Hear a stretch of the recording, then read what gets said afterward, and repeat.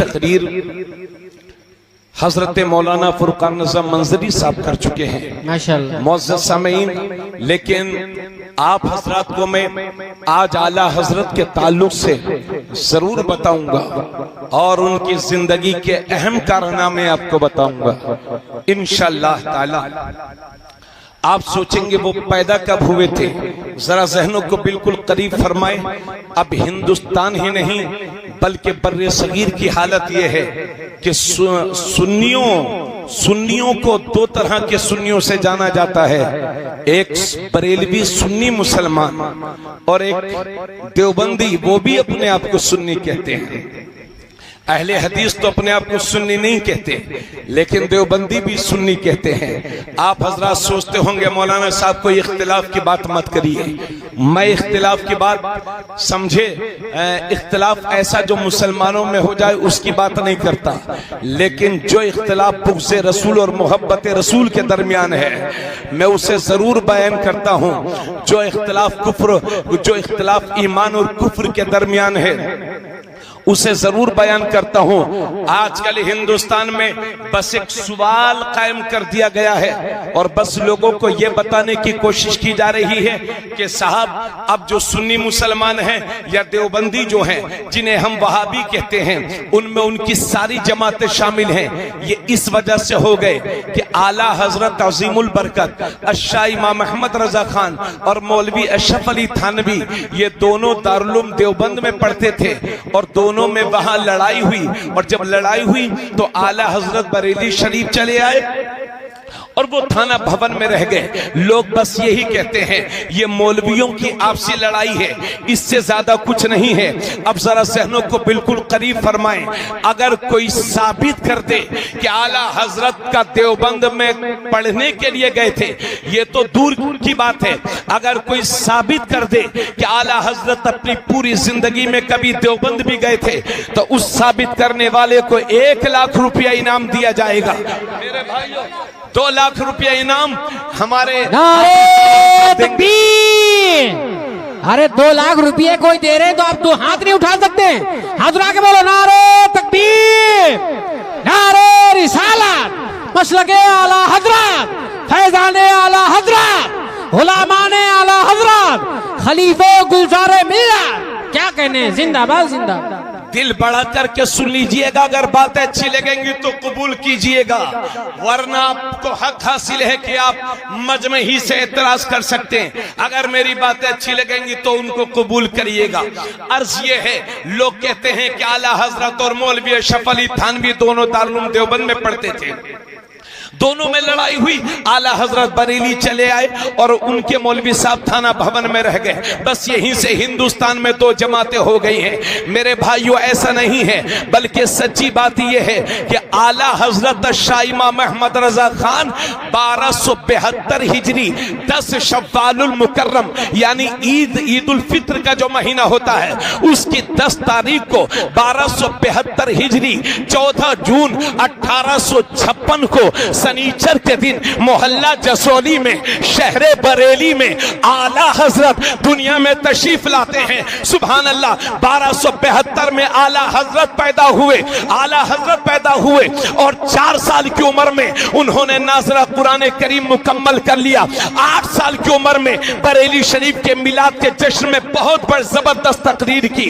8 साल की उम्र में उन्होंने हिदायतुन नूह किताब लिखी और उस हिदायतुन नूह की अरबी में उसकी हिदायतुन नूह की अरबी शरह लिखी। और 14 साल की उम्र में, यानी जब 14 साल के मुकम्मल नहीं हुए थे, 13 साल 10 महीने 5 दिन के थे आला हजरत, तो पहली बार दुनिया के सामने फतवा दे रहा है। सुभान अल्लाह, 13 साल की उम्र में आला हजरत का पहला फतवा दुनिया के सामने सादिर हो रहा है। तो 1272 हिजरी में आला हजरत पैदा हुए और 1280 हिजरी में इनका मौलवी पैदा होता है, यानी 8 साल के बाद। और जब हमारा आला हजरत, हमारे आला, और जब इनका मौलवी 5, 6, 7, 8 साल का था, तो 14 साल की उम्र में बरेली शरीफ से मेरा इमाम पहले फतवा दे रहा था।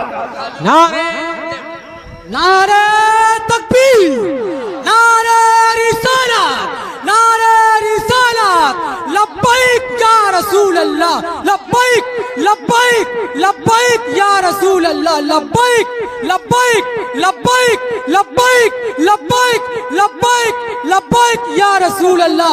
औलादे गौसे आजम, औलादे गौसे आजम हुजूर सैयद हुसैन मियां साहब किबला, हुजूर सैयद हुसैन मियां साहब किबला, नारे तकबीर, नारे रिसालत, नारे रिसालत, हुजूर सैयद हुसैन मियां साहब किबला, हुजूर सैयद हुसैन मियां साहब किबला, नारे तकबीर, नारे रिसालत, औलादे गौसे आजम, औलादे गौसे आजम, औलादे गौसे आजम, मसलके आला हजरत, मसलके आला हजरत, मसलके आला हजरत, बरेली शरीफ का शेर, बरेली शरीफ का शेर, बस्ती बस्ती करिया करिया, बस्ती बस्ती करिया करिया, इश्क मोहब्बत, इश्क मोहब्बत। अरे बोलो लला, अरे आप बोलोगे नहीं, हम बुलवाते रहेंगे, हम नारा पे नारा लगाएंगे। बोलो बोलो, इश्क मोहब्बत, इश्क मोहब्बत। खड़े होके बोलो सब लोग, इश्क मोहब्बत, इश्क मोहब्बत।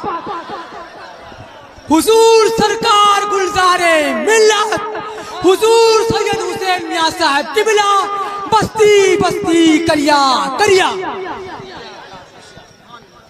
बस आप हजरात बैठ जाएं। तशरीफ रखें आप, तशरीफ रखें। दोस्तों बैठ जाओ बिल्कुल, चूंकि वक्त हमारे पास बहुत कम है। बैठिए मौलाना असगर साहब, तशरीफ रखें। ए बच्चों सब बैठ जाओ, भाइयों सब आ जाओ। अब देखिए आप लोग इधर उधर खड़े होंगे तो माहौल खराब होगा। बड़ी मेहनत की है, ये फैजान लूटने का वक्त है, सब लोग आ जाओ। ये जितने रोड पर खड़े हैं सब लोग बैठ जाएं। देखो अब मालूम नहीं कहां जा रहे हैं लोग। अरे भैया रोड वालों, ओ कमेटी वालों, सब चले क्यों नहीं आते हो आप लोग? मैं तो उसे कमेटी का मेंबर मानता हूं जो यहाँ के बैठेगा। माशाअल्लाह, कमेटी का मेंबर है मेरे हिसाब से। जिसे अपनी जिम्मेदारी नहीं पता उसे कमेटी का मेंबर कैसे कहा जा सकता है? तो भाइयों आज लखीमपुर है ना, ये लखीमपुर है। अगर पुलिस आएगी तो मुझे पकड़ेगी, आपको नहीं पकड़ेगी। आप चिंता मत कीजिएगा उसकी, समझे? और पुलिस भी समझती है और प्रशासन भी समझता है क्या बेहतर बोला जा रहा है। हजरात हम किसी भी, अब जरा जहनों को बिल्कुल करीब फरमाएं। मैं ये अर्ज कर रहा था कि 1272 में 1272 हिजरी में आला हजरत पैदा हुए और 1280 हिजरी में मौलवी अशरफ अली थानवी पैदा होते हैं। तो इन दोनों के दरमियान 8 साल का फर्क है। और जब हमारे आला हजरत 14 साल की उम्र में पहला फतवा दे रहे थे तो इनके मौलवी साहब की उम्र 5 साल की थी। इसलिए कैसे वो आला हजरत के पास, आला हजरत के साथी थे पढ़ने में? यकीनन ऐसा नहीं था। हजरात ये मौलवियों की आपसी लड़ाई नहीं है। सैयद साहब तशरीफ फरमा है, सैयद साहब की मौजूदगी में लखीमपुर वालों आपको बावर कराना चाहता हूं, ये मौलवियों की आपसी लड़ाई नहीं है, बल्कि ये इश्क रसूल और बुग़्ज़ रसूल की लड़ाई है। ये मोहब्बत रसूल और नफरत रसूल की लड़ाई है। ये हक और बातिल की लड़ाई है। और ऐसी लड़ाई है जिसको वाज़ेह कर देता हूं। हजरत गिरामी, जब इनके मौलवियों ने कहा था नबी की ताज़ीम ऐसे करो जैसे बड़े भाई की करते हैं, बड़ा भाई बताया था इनके मौलवी साहब ने, और दुनिया को यह बताया था कि नबी की ताज़ीम ऐसी करो जैसे बड़े भाई की करते हैं। तो हमारे आला हजरत दुनिया को बता रहे थे, अरे सुन्नियों नबी को बड़ा भाई मत कहना वरना ईमान का जनाजा निकल जाएगा। नबी को कहो, जरूर कहो, मगर यूं कहो कि सरवर कहूं कि मालिक को मौला कहूं तुझे, खलील का गुले ज़ेबा कहूं तुझे, तेरे तो बस फ़ैब तनाही से हैं बनी। हैरान हूं मेरे आका, मैं क्या क्या कहूं तुझे, लेकिन रजा ने खत्म सुखन इस पे कर दिया कि खालिक का बंदा खल्क का आका कहूं तुझे। जब इन्होंने कहा था नबी को तो पीठ के पीछे की खबर नहीं है, तो आला हजरत बोल रहे थे और कोई गैब क्या तुमसे निहा हो भला, जब ना खुदा ही छुपा तुम पे करोड़ों दुरूद। जब ये कह रहे थे नबी तो सुनते नहीं है, नबी को कोई इख्तियार नहीं है, तो आला हजरत ने जवाब दिया। जब ये कह रहे थे या रसूल अल्लाह कहना हराम है, या रसूल अल्लाह कहना शिर्क है, तो बरेली वाला दुनिया को समझा रहा है दुश्मन अहमद पे शिद्दत कीजिए, जोर से बोलो दुश्मन अहमद पे शिद्दत कीजिए, मुल्हिदों से क्या मुरब्बत कीजिए, गैज में जल जाए बेदीनों के दिल, या रसूल अल्लाह की कसरत कीजिए। जब इनके मौलवी कह रहे थे नबी का मिलाद मत मनाओ, तो बरेली के आला हजरत बोल रहे थे हश्र तक डालेंगे हम पैदाइश मौला की धूम, मिसले फारिस नजद के किले गिराते जाएंगे, खाक हो जाए अदू चलकर, मगर हम दो राजा दम में जब तक दम है जिक्र उनका सुनाते जाएंगे। जब इनके मौलवी कह रहे थे कि खड़े होके सलामत पढ़ो, तो मेरा बरेली का इमाम दुनिया को वही सलाम दे रहा है जो आज पूरी दुनिया में पढ़ा जा रहा है। मुस्तफा जाने रहमत पे लाखों सलाम, शमे बज़्म हिदायत पे लाखों सलाम, शहरे यारे इरम ताजदारे हरम, नौबहारे शफाअत पे लाखों सलाम, जिस सुहानी घड़ी चमका तैबा का चांद उस दिल अफरोज़े साथ पे लाखों सलाम। जब सुन्नियों को यह सलाम मिला तो हर सुन्नी ने फैसला कर लिया कि हमारे इमाम तूने हमारे ईमान की हिफाजत की है, हमारा ईमान बचाया है, तो हम पूरा सलाम पढ़ेंगे, मगर आखिर में यूं भी कहेंगे कि डाल दी कल्ब में अज़मत मुस्तफा सैयदी आला हज़रत। नारे रिसालत, नारे रिसालत, मसलके आला हजरत, मसलके आला हजरत, पैगामे आला हजरत कॉन्फ्रेंस, पैगामे आला हजरत कॉन्फ्रेंस, कलबरा का शेर, करबला का शेर, पूरी दुनिया का शेर, मसलके आला हजरत, इश्क मोहब्बत, इश्क मोहब्बत, इश्क मोहब्बत, इश्क मोहब्बत, बस्ती बस्ती करिया करिया, बस्ती बस्ती करिया करिया, सुले कुल्लियात, सुले कुल्लियात, वहाबियात, मुर्दाबाद बोलो। हेलो आप हजरात थोड़ा सा आप हजरात तवज्जो फरमाएं, हजरत से मुसाफा न करें, किसी को अगर कुछ देना है तो रख दे, ना देना है आपने दिल से नियत कर ली देने की, मैंने कबूल किया। आप हजरात बार बार सहमत गवारा न फरमाएं, बैठ करके कुछ दिनों सुन्नियत की बात सुन लें, आखिर में हजरत से मुसाफा करने का आप लोगों को मौका मिले। अरे भाई आप लोग इधर आ जाओ यार, क्या उधर चले जाते हो? हाफिज नाज़िम सब क्या उधर चले जाते हो यार आप लोग? अब क्या बाकी रह गया उधर?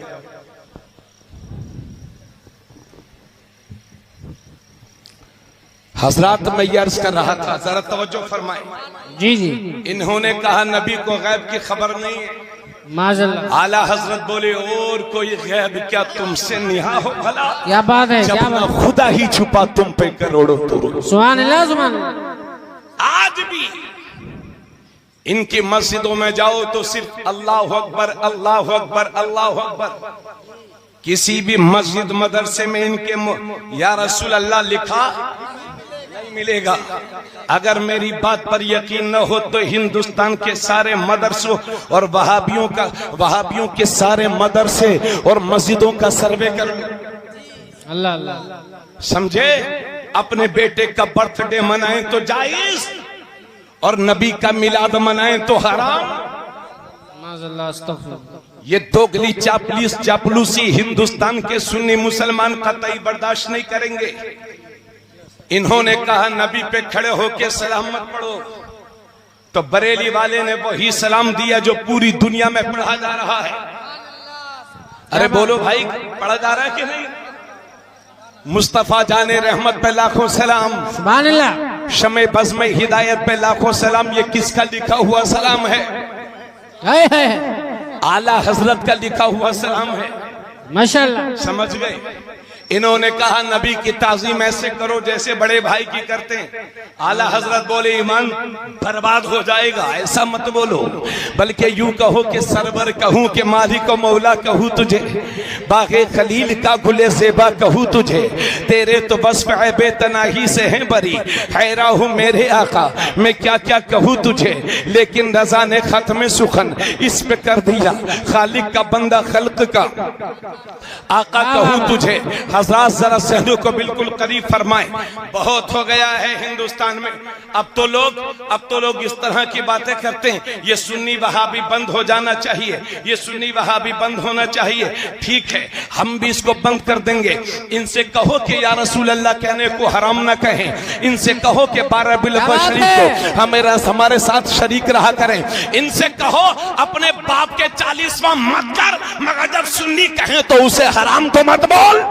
क्या बात है, वाह वाह वाह वाह, क्या कहने, है ना, पैसा हमारा है, पैसा हमारा है। सुन्नी चला अजमेर शरीफ, कहाँ चला, कभी अजमेर शरीफ, कभी देवा शरीफ, कभी बगदाद शरीफ। तो ये कहते हैं भाइयों इतनी दूर क्या जाते हो पैसा बर्बाद करने के लिए, इतनी दूर क्यों जाते हो पैसा बर्बाद करने के लिए, क्यों जाते हो कि छोटा शरीफ, क्यों जाते हो बिलग्राम शरीफ, क्यों जाते हो बदायूं शरीफ, क्यों जाते हो बरेली शरीफ, क्यों जाते हो मुंबई में हाजी अली की दरगाह पर। इन दरगाहों पर जाना हराम है। अगर सुन्नी मुसलमानों का दरगाह जाना हराम है तो मौलवी महमूद मदनी का अजमेर शरीफ जाना जायज कैसे हो गया है, जायज कैसे हो गया।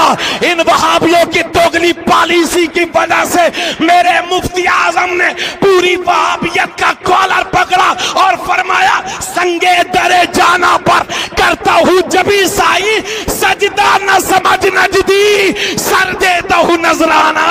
नारे तकबीर, नारे तकबीर, नारे रिसालत, नारे रिसालत, मसलक आला हजरत, मसलक आला हजरत मुफ्ती तबरेज आलम, नारे तकबीर, सुभान अल्लाह, सुभान अल्लाह। जरा जोर से बोलो सुभान अल्लाह, माशाअल्लाह। जरा जहन करीब फरमाएं, तवज्जो है आप लोगों की। अर्ज ये है कि जब भी दुनिया में कोई बड़ा काम होता है तो उसके लिए बड़ी कुर्बानियां देनी पड़ती हैं। सच है, सच है। हिंदुस्तान को आजाद कराने के लिए हजारों नहीं बल्कि लाखों सुन्नी मुसलमानों ने फांसी के फंदे को चूमा है। बेशक बेशक, तब जाके हिंदुस्तान आजाद हुआ है। तो जब भी कोई बड़ा काम होता है और इनकलाबी काम होता है तो कुर्बानियां तो देना पड़ती है ना। बेशक, जी हाँ, कुर्बानियां देना पड़ती हैं। तो यह भी सुन लो कि जब भी कोई फसल उगानी होती है तो वो फसल बंजर जमीन पर नहीं उगती। अल्लाह अल्लाह। जमीन को पहले से तैयार किया जाता है, हक हक। और जब जमीन तैयार हो जाती है तो उसमें बीज डाला जाता है, क्या उसके बाद फसल होती है। और जरूरी नहीं है कि फसल होने के बाद आप तक पहुंच जाए। पिछले अक्टूबर में क्या हुआ, पिछले साल सन 2021 के अक्टूबर में क्या हुआ, फसल धान की बिल्कुल तैयार थी लेकिन ऐसा सैलाब आया कि बह गई, आप लोग देखते रह गए। मतलब यह है कि शानदार जमीन हो और फिर उस पर फसल उगाई जाए और उस फसल को सैलाब से अल्लाह बचाता है, लेकिन फसल एक वजह से और भी बर्बाद हो जाती है।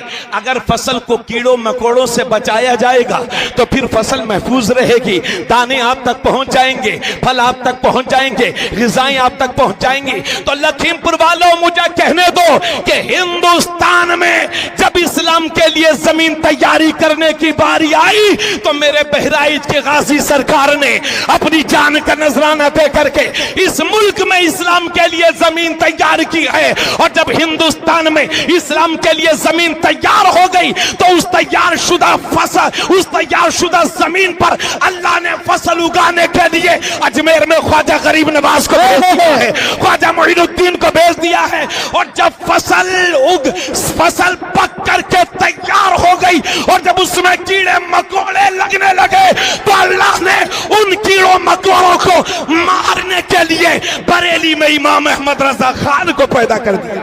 नारे तकबीर, सारे लोग नारे तकबीर, नारे रिसालत, मसलके आला हजरत फैजान इमाम हुसैन, खानदान इमाम हुसैन, सैयद सरकार हुसैन मिल्लत, खलीफे गुलजार मिल्लत, हजरत अल्लामा मुफ्ती तबरेज आलम साहब किबला, खतीबे हिंदुस्तान। क्या कहने, वाह वाह वाह, सुभान अल्लाह सुभान अल्लाह। इसलिए सुन्नी न इस्लाम के लिए जमीन तैयार करने वाले सैयदुश शुहदा फिल हिंद। वाह वाह वाह, अरे गाजी के पड़ोसी हो तो झूम के बोलो सुभान अल्लाह सुभान अल्लाह। इस्लाम के लिए जमीन तैयार करने वाले सैयदुना सालार मसूद गाजी को भी नहीं भूलेंगे, और इस मुल्क में इस्लाम की फसल तैयार करने वाले ख्वाजा गरीब नवाज को भी नहीं भूलेंगे। वाह वाह वाह। और जब उस फसल में कीड़े मकोड़े लग गए अल्लाह अल्लाह अल्लाह, तो उन कीड़ों मकोड़ों को मारने के लिए अल्लाह ने बरेली में इमाम अहमद रजा को भेज दिया। सुभान अल्लाह सुभान अल्लाह। इन्हें अपने मौलवियों के नाम कम याद है, अल्लाह अल्लाह, और हमारे आला हजरत का नाम खूब याद है। और इस दौर में सुन लो, सैयद साहब की मौजूदगी में कह रहा हूं, इस दौर में आला हजरत का नाम हक्कानियत और सुन्नियत की पहचान है। सुभान अल्लाह सुभान अल्लाह। इस दौर में सुन्नियत की पहचान है आला हजरत। वाह वाह वाह। बिहार के सुन्नी मुसलमान हजरत मौलाना कादिर बख्श साहब, जो एक बड़े खतीब थे, आलिम दीन थे, वो बिहार में किसी एक गांव में तकरीर करने गए। गुलाम कादिर सहसरामी उनका नाम था। खाने के लिए बैठ गए तो वहां के सुन्नी मुसलमानों ने पूछा, हुजूर हम लोग तो सीधे साधे हैं, पढ़े लिखे भी नहीं हैं, हुजूर ये बता दिया जाए कि हम लोग कैसे जानेंगे ये सुन्नी है कि वहाबी है। अल्लाह अल्लाह। तो मौलाना कादिर बख्श साहब बोले, मैं ऐसी पहचान तो मैं बता दे रहा हूं कि इससे बड़ी पहचान मिलना मुश्किल है। अल्लाह अल्लाह। फरमाते हैं, अगर किसी को परखना हो कि सुन्नी है कि बिगड़ा हुआ नंबर है, अल्लाह अल्लाह, तो उसके सामने आला हजरत का नाम ले दो। अगर चेहरे पर खुशी के आसार जाहिर हो जाएं तो समझ लो कि सुन्नी है, और जुगराफिया बदल जाए समझ जाओ गद्दारे रसूल है। क्या बात है, क्या बात है, वाह वाह वाह वाह, जिंदाबाद इस जिंदाबाद, दौर में पहचान है आला हजरत। वाह वाह वाह वाह। बातें समझ में आ रही हो तो जोर से बोलो, और अगर मेरी बात पर यकीन न हो तो सुनो।